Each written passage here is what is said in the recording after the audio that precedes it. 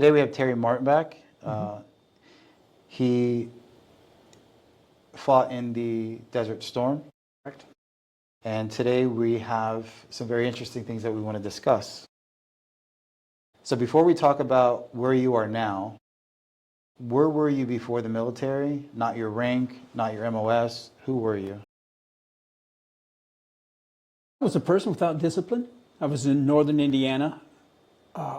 Started off, I was in high school. Hated it because my parents had divorced. My mother got remarried. I moved from the country into town. Had absolutely nothing in common with the people that I was going to school with. Hated it. Really? And my senior year in high school, I dropped out and joined the Army at 17. Took basic training at Fort Lewis, Washington. And before I got out of basic training, the school that I was supposed to be going to canceled. So I had a breach of contract discharge, but I was still in the Army. They put me in the Army Reserve. So I was in that for roughly 6 years. Nothing ever happened. I was discharged from that. But during that time, I'd gotten married. I was 19. She was 16 in a family way. And 2 kids. In 5 years, the marriage was over. Wow. And I tried to start my own business, going through working in different factories. And then it was almost like a recession had hit. This is in 1979. Couldn't buy a job.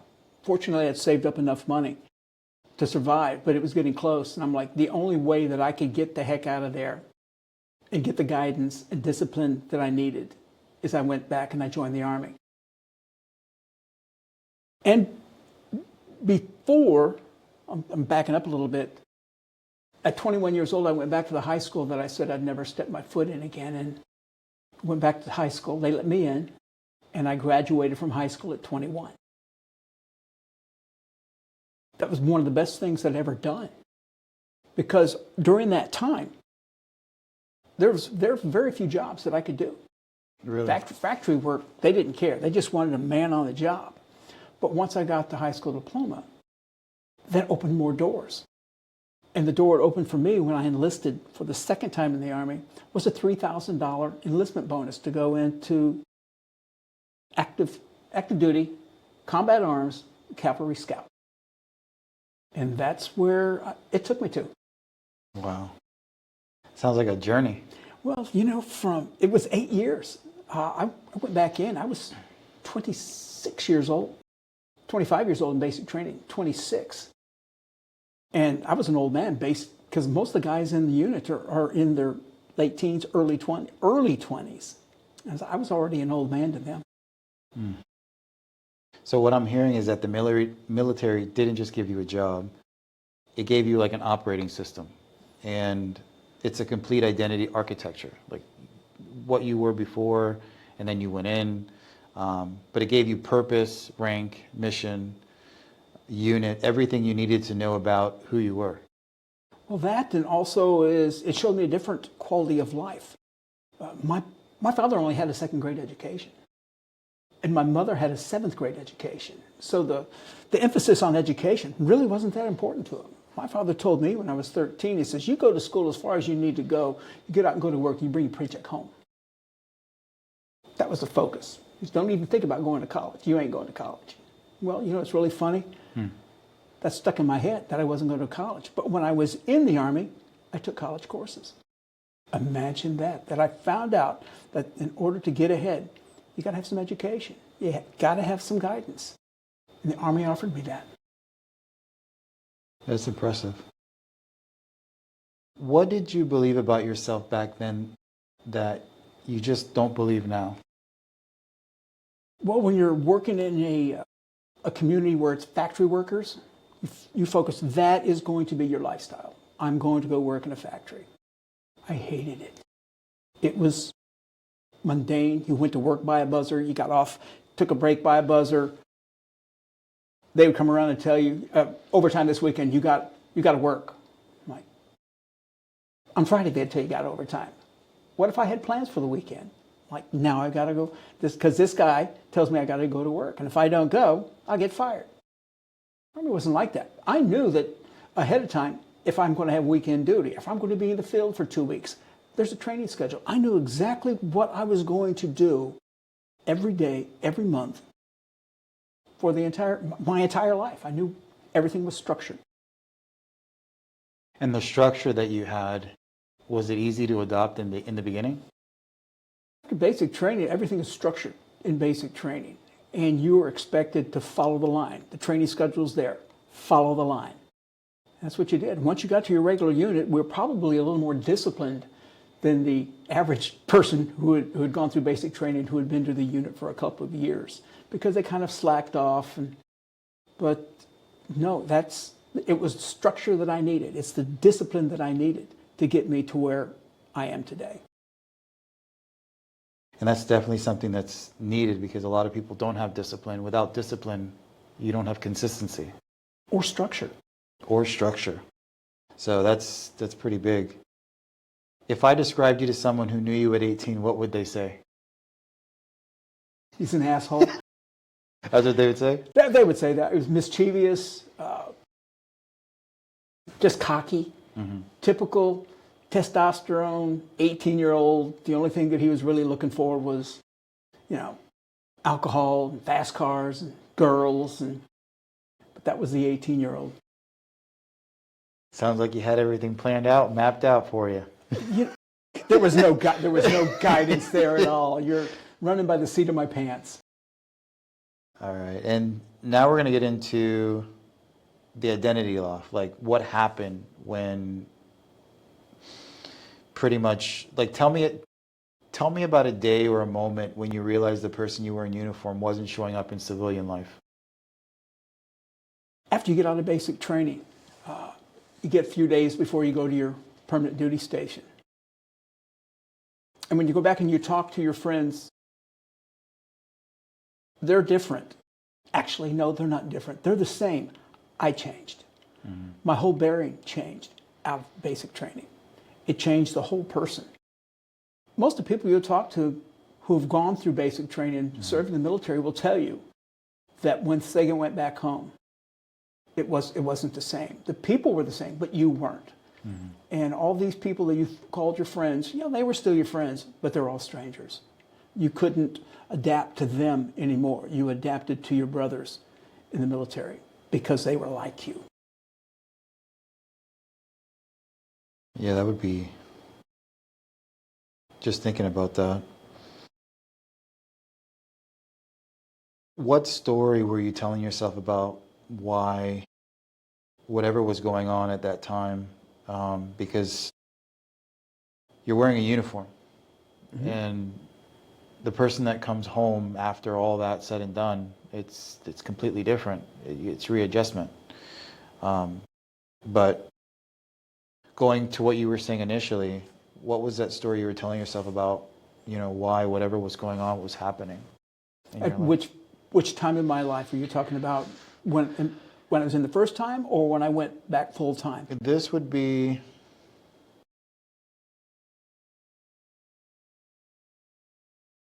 when you were.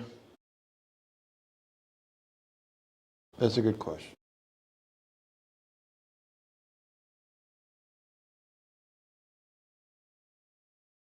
This is when you left. So when you left the military, during that time. Okay. The breaks in there, again, I'd skipped out and went back to my old lifestyle. This is when after 17, went to work in the factories. Tried different jobs along the way. Focused on the money versus the opportunities. I was working in a factory, you're going to laugh, I was making $1.25 an hour. That's what they were giving back then? Working in a factory. That was a typical wage. And anyway, I had an interest in mechanics. And I went to a Lincoln Mercury dealership. I was told by some folks, you need to go talk to these people. So I went and talked to them. And that guy offered me an apprenticeship to learn mechanics correctly. And they were going to start me on oil rack, grease and do all that stuff. And they were going to pay me $1.10 an hour. And I looked at him and I said, I'm making $1.25 right now. Why would I take a 15-cent an hour cut? Not thinking about the opportunities of going to school, becoming a certified mechanic, and making a very good living. I was only thinking about right then, right now. Because the future, I didn't look at the future. I looked at right here.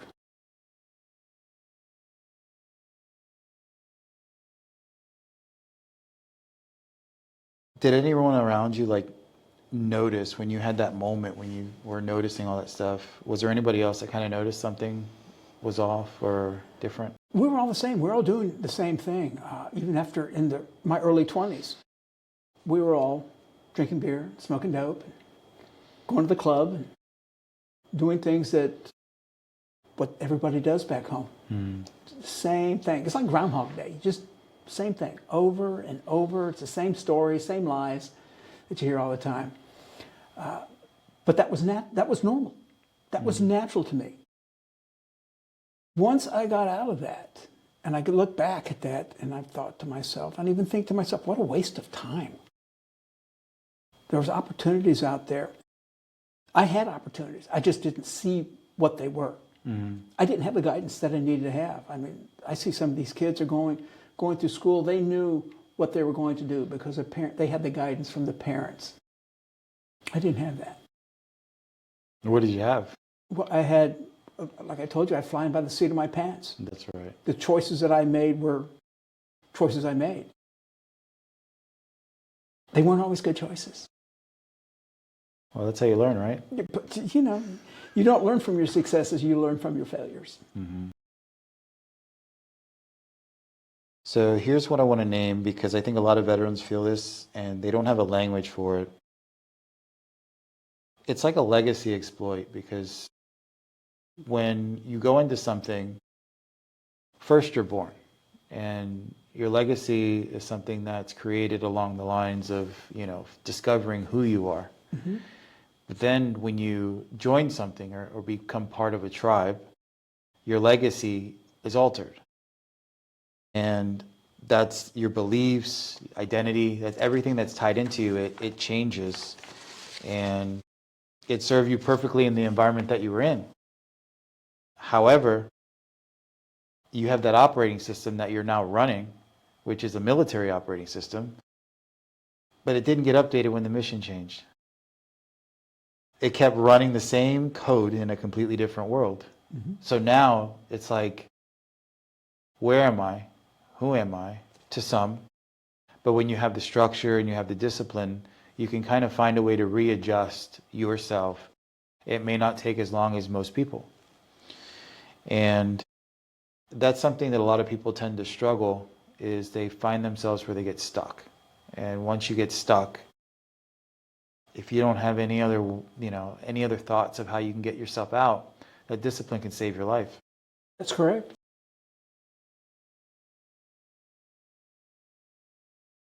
Now let's talk about the turning point. So in this section, what were the moments or the series of moments that made you decide something had to change in your life? You're talking about before I entered or after I got out? After you got out. After I got out, it was Desert Storm that convinced me. It's my role is combat arms, and you're trained to go out there and do the mission. And I always wondered how I would react in combat. I survived. And I thought to myself, there's got to be a better way to make a living than getting shot at. All the training and running around on all this equipment is fun, but I've got 2 kids. I've got a wife. And I want to make sure I'm around to see my kids grow, see my grandkids and great-grandkids. And I need to be there for my wife. After I got back from Desert Storm, I applied for an instructor's position at an NCO academy. I was accepted, and for my last 2 years, I was there taking college courses, teaching these kids, and I started flipping houses in my spare time on weekends. And that's what basically led me to where we are today. Mm-hmm. It was the discipline and the structure that I had taken from the military that made me focus on fixing those houses as quickly as I had. And understand, when I started out, mine was all hand tools. I didn't have nail guns and the whole 9 yards to start off with. It was just the tools that I learned with. The issue was with me is the Army is ingrained in me. Mm-hmm. And you can't talk to civilians like you talk to the people in the military. I still to this day, and I've been out 32 years, still to this day had difficulty talking around some civilians. Really? I can't be in a group of the real estate people and bring out my military humor. They don't get it. It's a little dark, a little dank, a little nasty. They don't get it. So when some of these groups, I have to control myself. When somebody would say something, there would be a remark that would pop into my head before it would just come out of my mouth. I had no filter. No. Now I have to just sit back and think, okay, cool. So it's the transition from military to civilian, it's not easy. Because most civilians, I'll say that most civilians suck, and every veteran will say the same thing. Most civilians suck. When you get to that moment that you notice you're about to say something, how do you navigate that? It just comes out? You used to. Now I would have a drink in my hand and something come up and I'd immediately take a drink and avoid saying what would be normally coming out of my mouth. Now, if I'm around other veterans, look out. It's most men, even most women, and some men don't want to hear the conversations because they're kind of rank and raunchy, but that's us. So it's more like a pattern interrupt, where you'd interrupt the pattern by doing something you normally wouldn't do, but you'd be aware right before. So it's like you had a filter. I had to develop a filter. It wasn't there initially. In dealing with, let's say somebody was looking at my house and they come back and they pointed out something they didn't like, I'd fire them up. You would fire them up? I'd fire them up. I'm like, you don't have to like it. Get out. That's the way I was direct. I told you some people thought I was an asshole when I was 18, but I was an even bigger asshole when I was in the Army. I was a staff sergeant, and I just didn't take any crap. Haven't changed much, though. Was there a belief that you had to uninstall before you could rebuild yourself after the fact? It's a big one for some. That the military is run by adults. It's not. Maybe in the upper echelons. I've often told people what's the difference between the Boy Scouts and the United States Army. And people look around, I don't know. I said, the Boy Scouts have adults to guide them. When you think about this, your lieutenants and captains out there, they're in their 20s. Captains are in their 30s.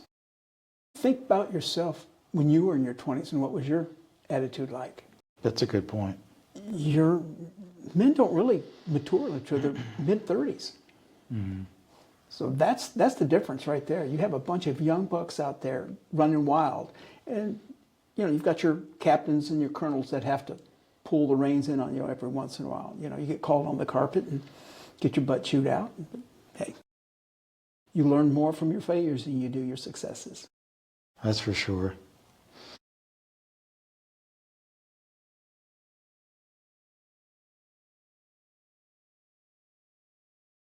Was there, so one of the things that come to mind is you didn't give up who you were, period, because if you did, you would be like some of the other veterans that are out there that are working through things.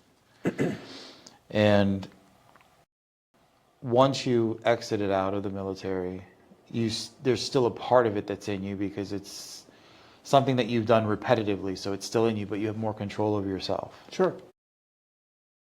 And then you started writing your own way of dealing with life to a point where it's become more of who you've become after the fact. But that part of you will never leave because, I mean, why would it? That was part of your life to where you really were doing something significant. Even if there were some things that you may have done or whatever maybe came out of it, but you put your life on the line. And that's a very big thing that most people will not do. But for some people, including yourself, it's something that you can't, why would you want to erase that from your life? Bring a valid point there.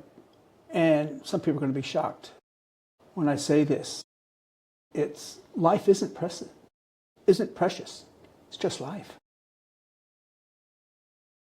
I tell people, I know the day you're going to die. You look at me, really? But yeah, it's going to be a today, because all you have is today. Tomorrow isn't promised. Everybody else around you will think your life was precious. But to you, it was just life. It's just the way life goes on. And after having seen corpse, after we had gone in and shot people up, and you look on the ground and it was just a life. Mm. The key word there was.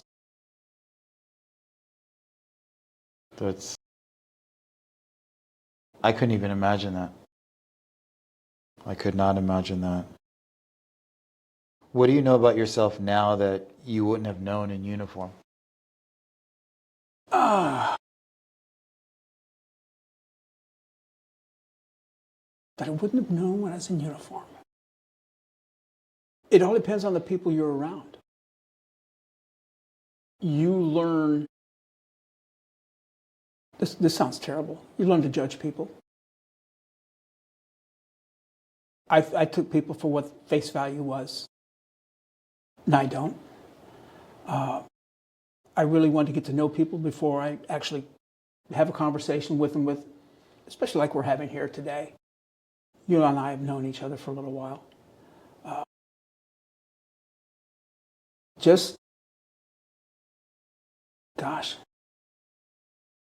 Thinking about now versus then, the quality of life that you can create, you learn from other people. And live in a quality of life and adapting to the civilian world. I thought I was in the civilian world, my world back then. Mm-hmm. The world that I live in today reflects nothing of what it was before I became active duty. I've never thought about being in a structured professional business like we are now. It still annoys me that I can, at my age, that I can go out here and work 12, 13 hours a day if I want to. Most civilians who've been their whole life not in the military, they're done. They couldn't do what I do. So I take every day and get up. We're structured. We do things the same way almost every day. We plan, we go, we set goals. And we structure ourselves. In the military, they structured our life for us. And I kind of brought that along. We structure ourselves. So, yeah, it's difficult transitioning from somebody else scheduling your life to where now you have to schedule your life. If that makes sense. No, it does make sense. Because everything is done for you, almost. It's structured in a way to where you just need to show up. That's it. And everything else is guided, your tasks, your assignments, whatever your missions, whatever that might be. Mm-hmm. And as long as you stick with it and you don't give up, then that's when you start developing thick skin. Could be a good thing or a bad thing. Mm-hmm. But it teaches you a lot about, discipline. You build a tremendous amount of confidence when you start doing something over and over and over again to where you can do it with your eyes closed. But then when you get to the reset part, there's no manual for that. There's trauma. There's PSTD. there's so many things that you don't really think about. And when you're in your 20s, a lot of times the reason why they hire or they bring on people that are in their 20s is because it's almost like having a bunch of ants everywhere. They just running all over the place. Mm-hmm. They work really hard, and they're ambitious. Mm-hmm. You know, around that 20-some age. And it's amazing to see how people join and they come out and there's a sense of structure. Their body, one of the things that I notice in a lot of people that have structure is they're slowed down, like when they have composure. And that composure is how they walk, how they talk. There's just something different about, instead of being impulsive, it's like almost like a slowed down version that I see commonly. But that's how you can tell somebody has discipline, and they have they have themselves together. There are some that do struggle, but many who struggle. There's a lot who struggle. And it's good that, you're sharing your story, because somebody that needs to hear something that maybe they didn't think about it. They'll be able to actually hear something from, another brother, which they could have lost somebody that was close to them. But knowing that there's somebody still showing up for them, each and every day, and they still are what they were before. It's just a different version, maybe like a 2.0 or a 3.0, but it's doing something good. And even though you're not in front of that individual, the person that's listening and watching, it's life-changing, and it's very honorable and commendable to do something like that, to where when you share your story, you're pouring life into somebody else that you may never see or you might see. And it's a very impactful thing. If a 22-year-old veteran heard this episode today, what's one thing you'd want them to walk away with? Don't be afraid to step out of your comfort zone. Don't be afraid of failure. Don't be afraid to set yourself aside and say, there's something better, or there's something else out there. If you're not satisfied where you're at right now, the only person that can change you is you. If you don't like it, find something else. In your 20s, you have a full lifetime ahead of you. Whether you get a license, become a contractor, become a realtor, whatever it is that you want to do, you still have time at any age to do it. And the last question I have is, what does protect what's yours mean to you right now in your life? Oh, protect what's mine. Thank God for the Second Amendment, right? My wife and we've been together for 46 years. She's my everything. What we've built, I couldn't even imagine it in my 20s. Never would have even thought about doing this. It's getting up every day and do what I need to do. Every day my wife and I sit down at breakfast and we talk about our day, what we're going to be doing. And again, it's that structure. Every day at 4:30, I call her, see what's going on, what she wants for dinner, what time she's going to be home. A discipline of taking care of our home. That's my job. All the maintenance, the pool, the vehicles. You just get out there and you do it. And hopefully, I'll keep maintaining my health, and I can do it for a long time. But there's going to come a day that I can't. I don't know when that day is, but I'm going to keep striving to take care of everything that we own, we have, and secure our future. That's what we're doing. Well, that's very admirable. Well, this pretty much wraps up the podcast. I want to appreciate Terry Martinbach for coming on today and speaking to us, and look forward to the next. Very good. Thanks for having me.